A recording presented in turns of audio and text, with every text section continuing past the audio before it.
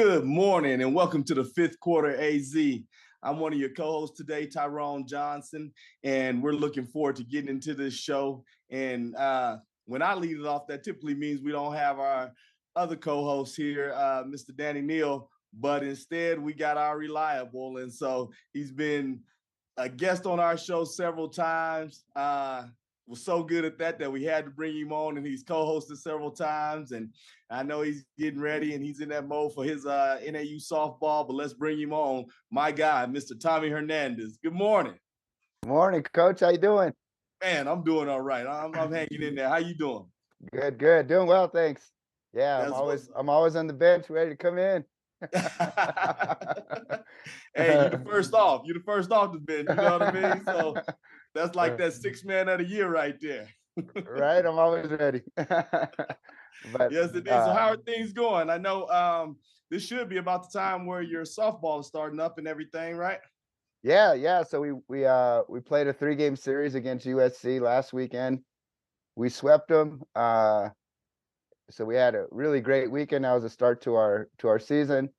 And we go back today. We're headed out to play UCLA, their club team, tomorrow. So another tough test at hand. So we're in full swing right now. Expect big things. We got a great young team. So that's what's up. How many returners do you have from last year that's back with this team? I have 6 returners or 5 returners, but I have 7 freshmen. So oh wow, super young team.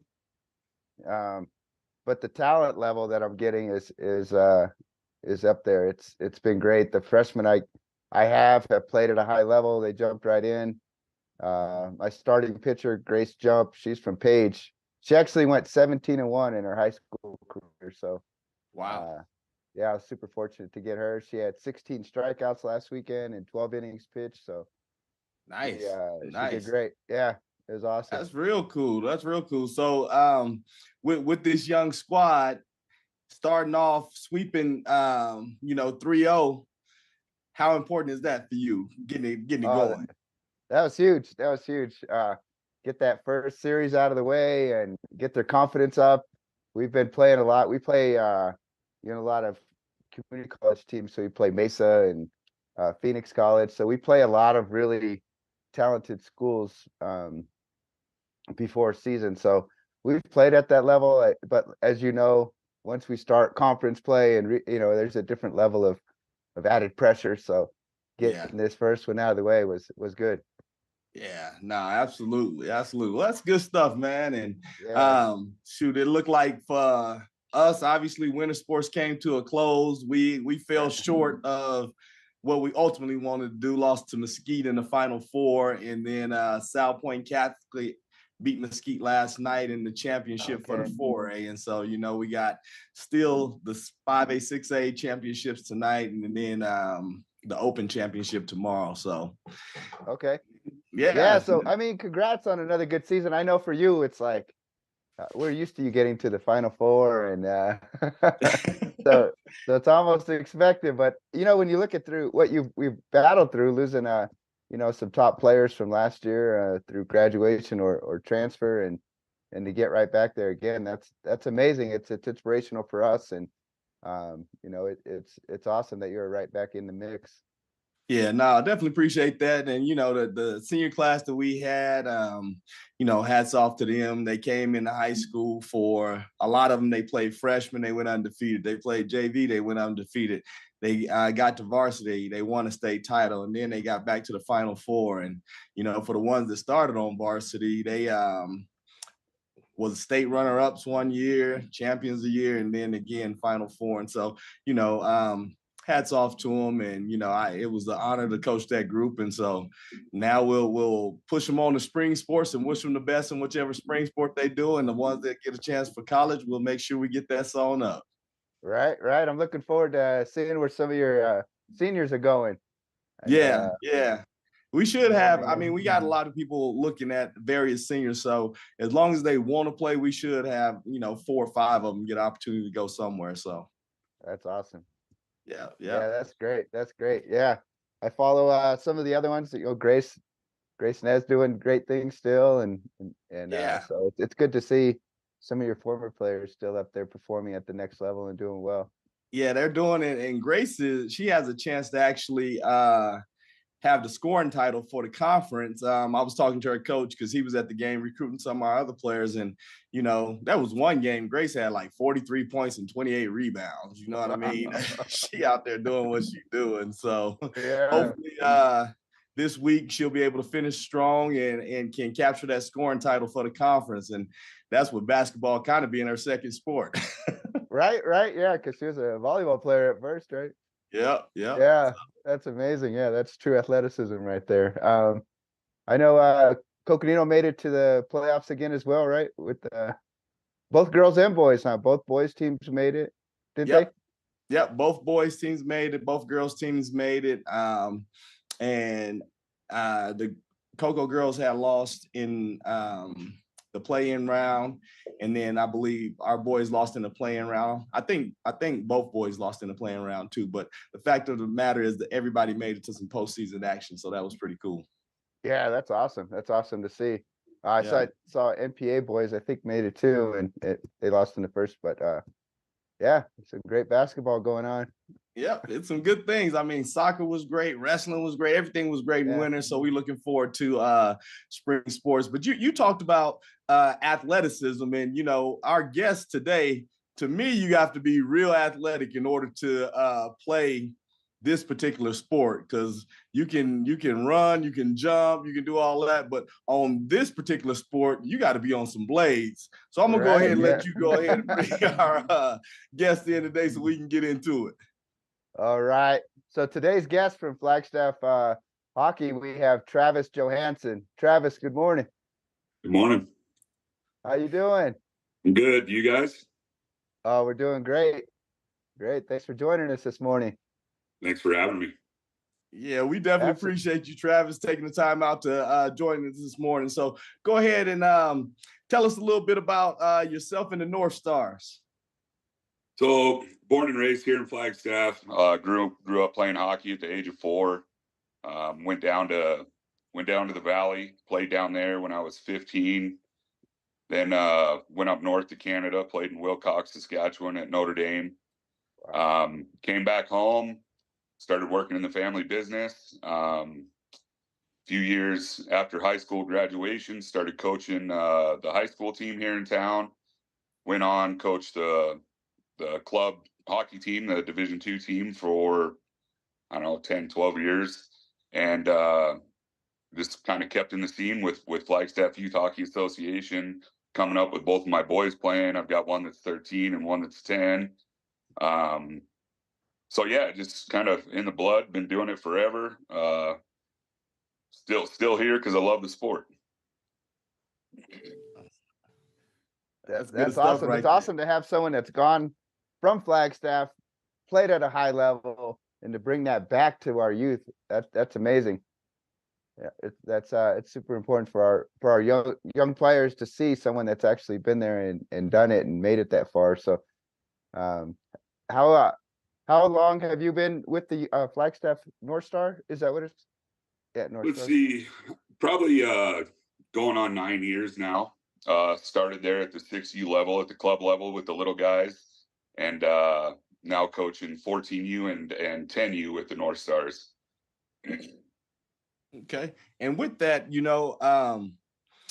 as you come through, and you said you coached at the club level for NAU, and then you were a high level player. When you coach and you start coaching the little guys, is it, hey, serious business, we have to get on it, you have to do this, and you're really drilling, or do you try to get them to have fun, to enjoy the sport so there's some longevity? What's your approach when coaching just the little guys starting off? It's a mixture of both. With the littler guys, it's all about fun. It's getting them comfortable, getting them out there on their skates. Then when they get into travel hockey at the full ice age group at 10U, then you got to get a little more strict with them and set some boundaries and start implementing some systems with them. I've always had the motto, you put these kids on the ice and it's repetition over and over and over, turn them into robots. So when they're on the ice, they don't have to think. They're in the right position, because when in the game of hockey, when you start thinking, that's when you start getting in trouble. So at probably the 10-year-old level, you start pushing them a little bit more. And then, you know, as they get older, it gets a lot stricter, you know, if they want to keep playing travel hockey. That's kind of the motto that I've always stuck by. But getting them out there, getting them in love with the game at an early age is super important too. So you got some extra challenges. You can get an athletic kid that's maybe not comfortable skating. Like I know I wouldn't have done good skating. How how do you do with you know, with a young athletic kid that's not quite there skating? We follow the USA Hockey ADM model. So it really puts the younger kids through all aspects. You know, we do stick handling, we do skating. I mean, every situation that you could see in a hockey game, we'll put those kids through at an early age. You know, and what I do in practice is I'll do a skills night one night a week. Then I'll do a battle night where we battle, you know, as a team, a bunch of small area games, and then we'll do like team systems night. So they're seeing every aspect of it. You know, they're seeing the skating, the stick handling, the team systems, and building that compete level is very important, especially in hockey. You got to be super aggressive, and that's hard to instill at an early age. But just try to hit all those aspects, you know, as a coach, and try to put them in every situation. But yeah, just keep pushing them as much as possible every time they hit the ice, and try to make better players out of everybody. Yeah. And then as you're out there and you're coaching everybody, since you played at a high level and you know you've coached at a college level, when it comes to being a dad coaching your kid, is it the old mantra of like, I'm gonna be harder on you because I have to be, or do you treat your kids the same? How does that dynamic work, and how do the kids feel about you coaching? It's definitely tougher for my kids. It's tougher being a coach's kid. You guys know that. I push them, and you know, hopefully the rest of the team sees that, and they you know, gotta own up and push themselves as hard as I'm pushing my kid. But you know, kind of make an example out of my boys and show them you know, what I expect out of them, and hopefully everybody jumps on board. And if not, then got to start pushing the rest of them in the, you know, same direction. How do your boys respond to that? Do your boys think like, oh, this is unfair, or do they just vibe with it? Like, let's go time. They've gotten a lot better with it recently. I've got one he's pretty stubborn. Well, actually, both of them pretty stubborn, but they come off, and yeah, it can be, it's challenging at times, but they take it good. Good. Yeah, it's important to, and then get home and separate that coach parent aspect. I know that's not easy all the time. So I know you mentioned once you start thinking in hockey, you get in trouble. I know with the speed of the game, how do you handle the mental aspect of hockey? It's all just mentally preparing yourself, being ready, knowing what you're supposed to do on the ice, where you're supposed to be in certain situations. And like I said, just repetition after repetition and practice. If you're in the right spot, you're not going to get in trouble, you know? So once you start thinking outside the box and thinking I can go play outside the system, that's when you get in trouble. So, you know, got the 14U team this year. The big thing with them is mental preparation, getting them ready before the game, making sure they're ready. They know their position, they know their job, they know what to do in certain situations. So yeah, I mean, just it's a progression from the younger kids all the way up to the older kids. And like any sport, it's you know, consistency is the hardest thing to get out of everybody every single time. So kind of working on that, pushing towards consistency, playing a consistent game every time you step on the ice. So yeah. So I know, and everybody else here in Flagstaff should know, there's only one sheet of ice. That ice is heavily booked. You don't get necessarily a lot of time for, your 14U and your 10U travel teams, you may practice a couple times a week, or maybe it's 3 times a week. But does that put you at a disadvantage when you see yourself going to these tournaments, or do you get enough in to where you're going and you're competing at high levels in any tournament you enroll in? The ice is definitely difficult having one sheet in town. We've got 2 8U teams. We've got 2 10U teams, 12U, 14U, 16U with FYHA. And I think that consists of, there's 90, 92, 95 kids in the travel program. Then we've got a 6U, 8U club program that, we've got 110 kids, and we've also got a 10, 12, and 14U club program. So having one sheet of ice is definitely a struggle, but we make it work. We're getting our ice touches in. We're getting at least, 3 a week for the travel teams, and then the club teams are getting 2 a week. So that meets the USA hockey standard per ice touches a week, and then, filling in your games on the weekend. But it's definitely a restriction. We could definitely use another sheet of ice. The more ice you get, the more ice touches, the better. The more kids, we're restricted. We've got a cap we've got to put on it. We can only have a certain amount of teams. So that's definitely, we can't grow. We can't get any bigger. We can't take on any more teams, which is tough, which we would really like to. So yeah, having a second sheet of ice in town would be huge. That doesn't include, all the other user groups up there. You got 2 NAU teams, you got 3 high school teams, figure skating, you got to figure in public skating as well. Yeah. So it's a big correlation of all the groups getting together and figuring it out to make it work, and it's working well right now, but we're at that cap. Yeah. And do you do a lot of say dry land activities with like your older travel team, your 14U team, and or your 10U team, or do you just strictly keep it to ice touches? So the past few years, we partnered up with OSI up there at the hospital. And for the first 12 weeks of the season, they provide trainers, and we'll do a dry land once a week for all of our travel teams. So those first 12 weeks, they're out there pushing the kids. It's a great program they put together. Just getting them ready, beginning of the season, focusing on core strength, speed. That's been huge for us the last couple of years. And then we kind of get away from it, after those 12 weeks and just strictly stick to the ice. Right. So like many sports, I'm sure hockey's the same. Kids get into, travel sports and they play the same sport year round. What are your thoughts on, year-round specialized training for just hockey? It happens. I'm a big fan of playing other sports. Go play a summer sport. Don't play hockey 12 months a year.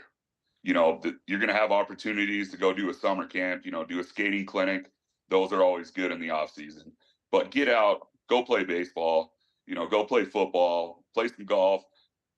I think just, bringing those other athletic abilities to the sport of hockey is nothing but good. But the specialized training all year long, you get burned out on it. Get out and do something else. I'm a firm believer in that. Get out and play some other sports in the summer when we're not playing hockey. Travis, I didn't hear you mention basketball in them other sports. Basketball is going on at the same time as hockey. Yeah, I know. Basketball players. And I know with like say the youth, they do some of that where they'll play like another sport during the season, like maybe for your younger ones, 10U and stuff like that. They may be in the youth basketball program because that only practices once a week and maybe play once, twice a week, and then they're still doing hockey. So I was just giving you a hard time. We got some ballers. We got some basketball players. We got Coach Burkhart's kid on our 10U team. Yeah, and he does it all. So, and he's definitely an athlete.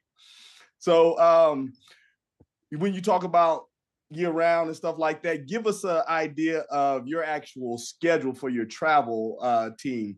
Do you start, like, for instance, I know say high school may start in September and they may not be done until right about now?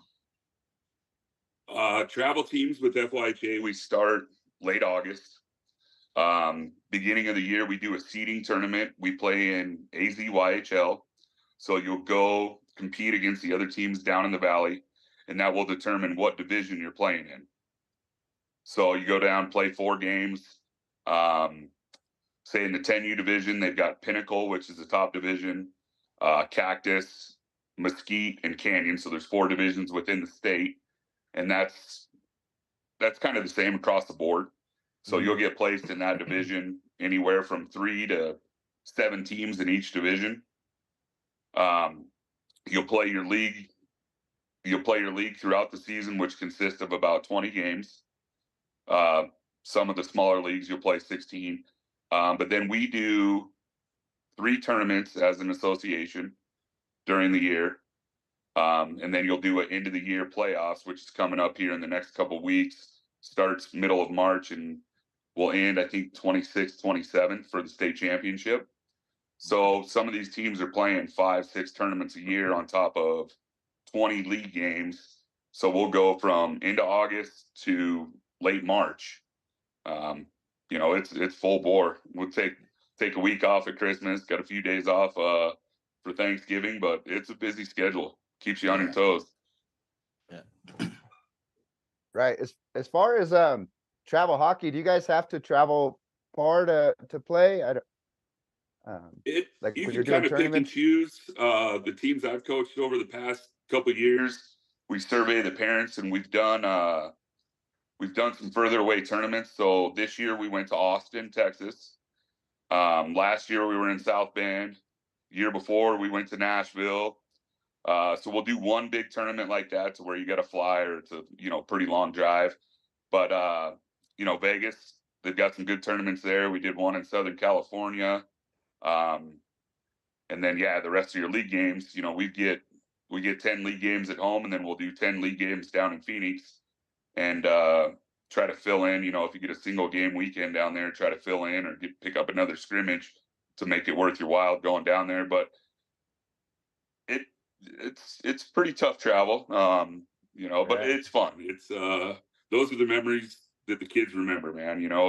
Getting out, going to the tournaments. They never remember the games. They remember what they were doing with their buddies at the hotels, or an excursion you went out and did with the team. We were just in Vegas a couple of weeks ago with the 10U kids, and we got a stretch limo and went and cruised the strip. So that's one that'll stick with them for a while.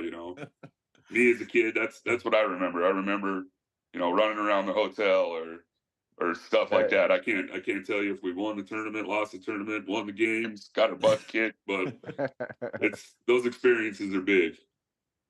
Nah, that's real cool. And you create those memories, you get the travel going, and so that comes at a cost.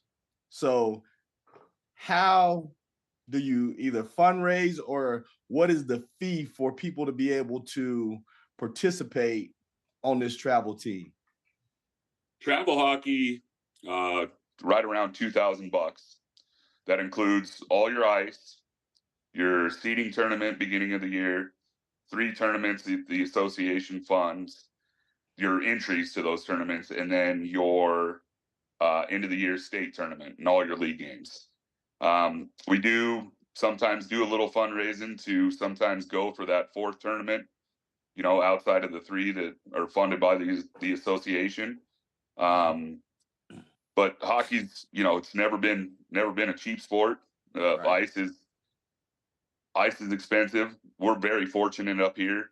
We've got good ice prices down in Phoenix. I think those guys are paying, $500 an hour for a sheet of ice down there. Wow.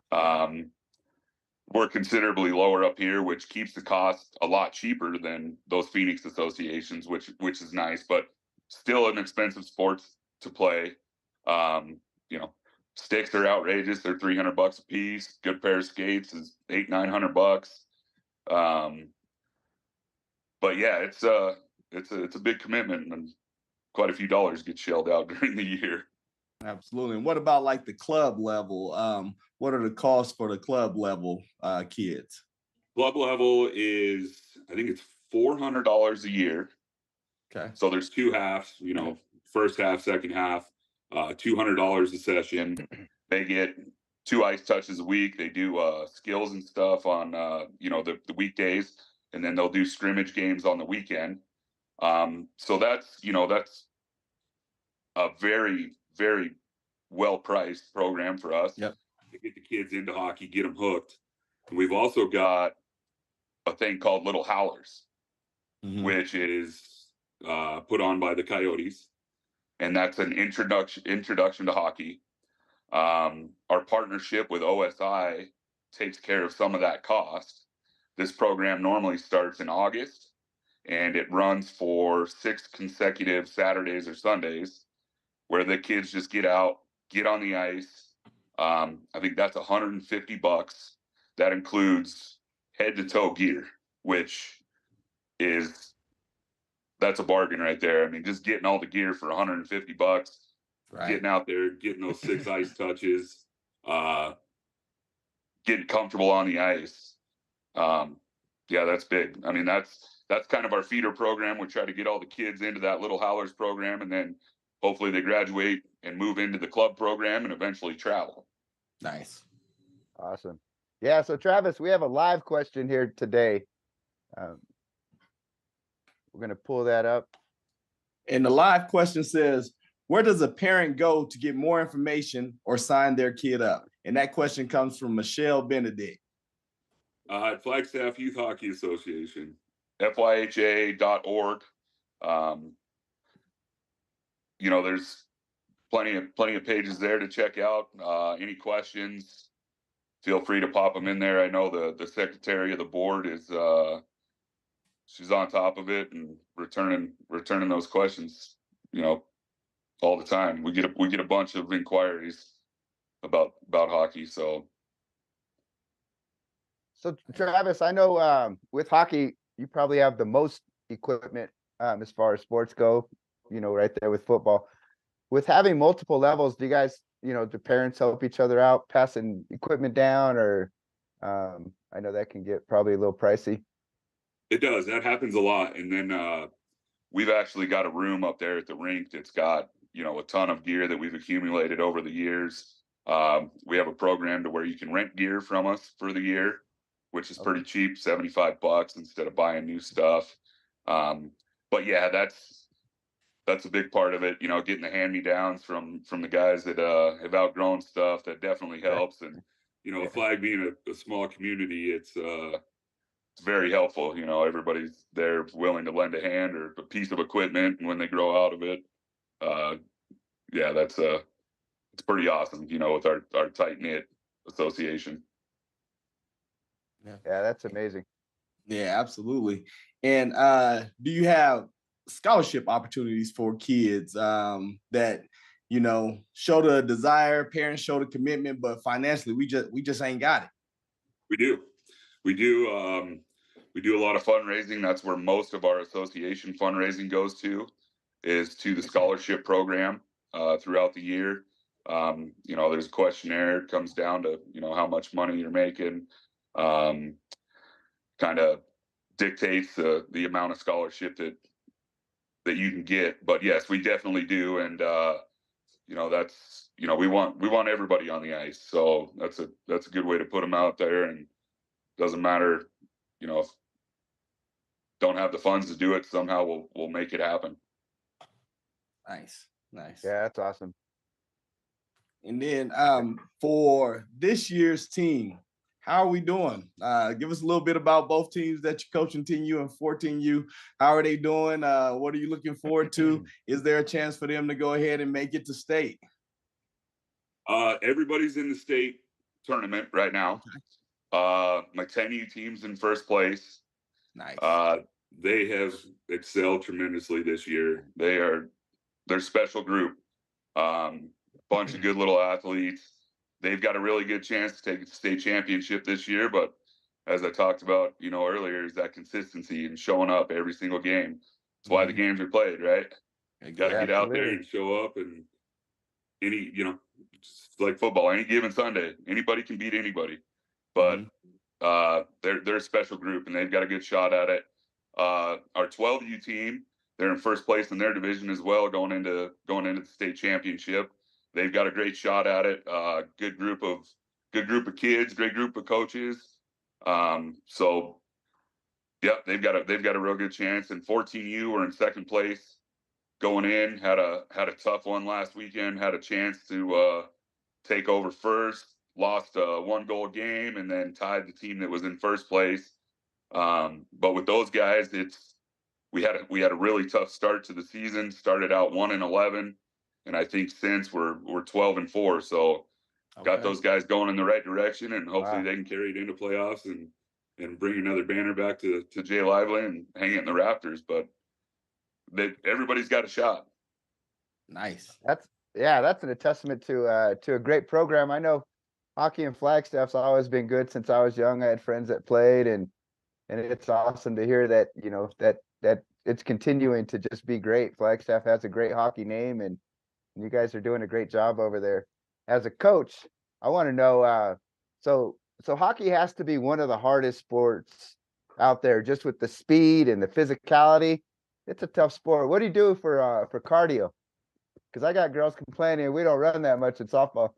Yeah, I've got a few drills that we run that are kind of, I call them the undercover bag skates, to where we're out there and they are nonstop moving, but they're still getting to touch the puck. Okay. I don't get out there and skate them on the line without pucks very often, but I've got a few drills that will get them into shape where they're just moving nonstop for a consistent, 10 minutes without stopping, and they come off huffing and puffing.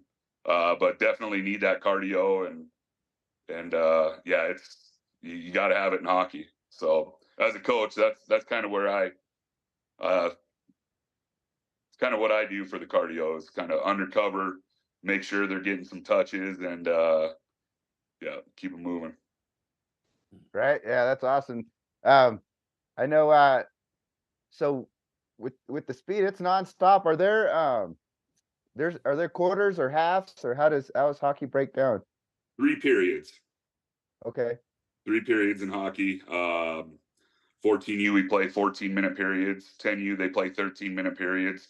So they get a little bit longer as they get older. The games do. But yeah, 3 periods in hockey. Nice.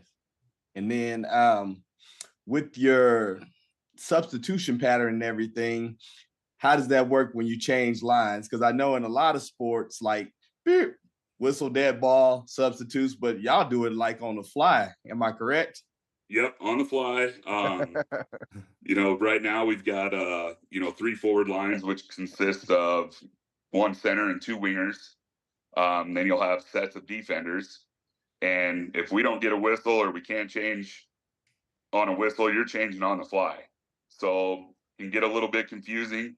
You always want the guys changing in the offensive zone, not coming off the ice in the defensive zone, being shorthanded in the defensive zone. Very strategic on when it happens. But yeah, sometimes we'll go, 2-3 minutes without a whistle. So yeah, they've got to be ready. You got to know who you're going for. The wrong guy jumps out there, you get too many men on the ice, you get a penalty. You got to go on the penalty kill. So it's it's nonstop, change on the fly. A lot of people don't understand that. They don't see that on TV.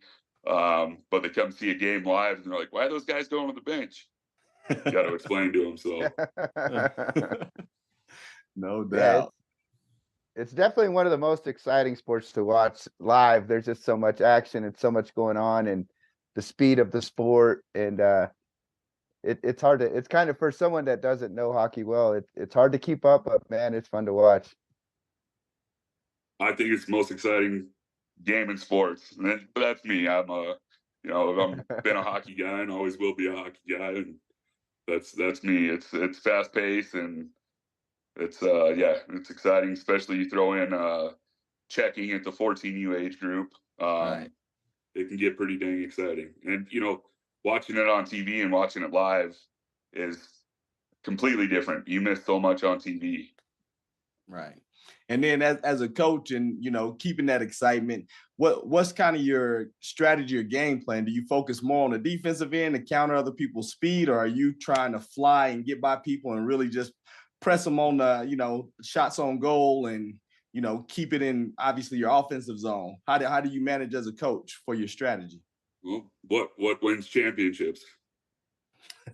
Hey, look, it depends on the sport. Some people say offense obviously brings in the crowd. Defense wins championships. For us, I say defense wins games, but we got to rebound. So rebounds win championships for us. You got first focus. You got to be good in the defensive end. You got to be able to get the puck out. It's always a huge focus. I kind of implement with the younger kids. It's like grandma's kitchen. Everything's nice, neat, put away. Got to be perfect in the defensive zone. And then, once you get in the offensive zone, it's like the playground. Get down there, go have fun. You can get a little bit loose down there, get a little wild. But when we're in the D zone, everything's got to be clicking. We got to be making tape-to-tape passes, getting pucks out. Got to be playing your positions. But there's three different aspects. Offensive zone, neutral zone, and defensive zone in hockey, and you got to be good in all three of them. Mm-hmm. But definitely focus on the D zone. Nice. Definitely. What position did you play? I was a forward. Okay, so you were scoring goals? Scored a few. I was a grinder. I had to get out there. I had to work for everything. You can appreciate that. Every team needs that grinder out there. Yep. Good stuff. Well, Travis, it's getting that time. We coming to the end of the show, and so Tommy, you want me to pass it to you, or you want me to give it what you want? Because I can do it and throw it to you. Yeah, I can do it. I can do the. So Travis, at that point, I gotta do Danny Neal's thing. We're at the golden nugget question of the day. Tyrone has it for you. All right, Travis. So I'm a parent. I'm interested in possibly getting the kids out and participating in hockey. Just sell me on why I should put my time, fun, energy, and everything into getting these kids in hockey. How is that going to benefit them, not just on the ice, but off of the ice? Well, getting them in is the first step, and once you get them in, they're going to be hooked because it's the most exciting game in sports, in my opinion, like I told you earlier. But just the fast pace, the different dynamics that they're going to learn, the skating, the stick handling, the shooting. Once they get on that ice, it's hard to get them off. Mm-hmm. They're gonna love it. And that's basically the biggest thing is getting them out there. And once they're out there, they're normally hooked. They want to stay out there. They want to keep pushing. The smile on the kid's face when they get off the ice, that's the one thing is keeping it fun for them. And in a practice on a high note, just make sure they're smiling. They're wanting to come back the next day. And for a parent to see your kid step off the ice smiling every time, I mean, that's all you need to see right there. Yeah. No, absolutely. And what they learn on the ice, how does that translate? How have you found that translates? Stuff you learned on the ice, how is that translated into your life to set you up to do well in business and just in life in general? The responsibilities, the discipline. We're not just focusing on the kids having fun. We're trying to build character people to put out in the world as well. But I think just the discipline aspect in hockey. We always demand respect. Make sure everybody's showing up, working hard. Doesn't matter, practice, games, carry that into everyday life. And, they'll turn out to be good people. Yeah. That's what's up, man. Well, Absolutely. Travis, Yeah. we definitely appreciate you joining us this morning and sharing with us everything about, Northstars and youth hockey. And man, we wish you the best of luck moving forward. And let's go get some banners. Yes, We'll sir. do. We'll give her all we got. And thank you guys for having me and everything you guys do for sports and Flagstaff. We've got a great community up here, and you guys are a big part of it. So thank you guys. Thank you, Absolutely. Travis. Thanks for educating us on Northstars. Do you guys have any more home games? The 10U kids have the last 2 home games next Saturday, Sunday. I don't know. I think Okay. Saturday night we're at 5:00. We're playing the second place team, Mission Hockey. They're out of Peoria, and then we've got one Sunday at 12:30. Okay. So last home games of the year for the And if people are association. interested in coming by, is there a admission fee or? Nothing. Walk through the door, get you a spot under the Okay. heater, and enjoy the game. And All the right. heaters just got fixed too, so I know that. Yep. Awesome. Well, thank you, Travis. You enjoy your weekend, and thanks for joining us on the 5th quarter. All right, you guys too. Thank you. All right.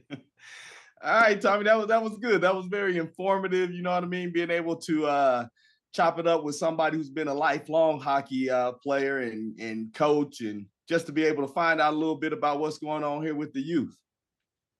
Absolutely. That's not a sport that's always on my radar, but I'm glad I got to hear a lot about it and what this young program's doing. That's amazing. Our youth Yeah. program, they're like great accomplishments. We'll have to get over there and check out a game. Watch them 10-year-olds will definitely outskate me.